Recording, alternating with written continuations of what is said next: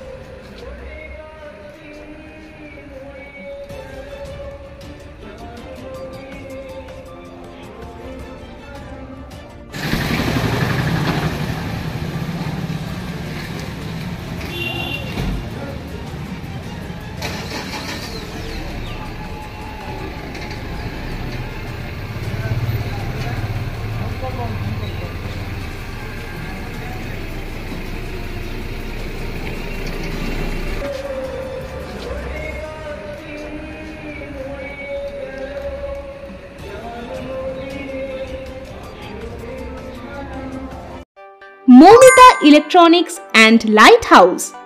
এখানে সুলভ মূল্যে ইলেকট্রনিক্স জিনিসপত্র পাওয়া যায়। এছাড়াও যে কোনো অনুষ্ঠানের জন্য গিফট আইটেম পাওয়া যায়। প্রোপাইটার পুলক দাস, হিঙ্গলগঞ্জ, বাঁকড়া বাজার, উত্তর 24 পরগনা।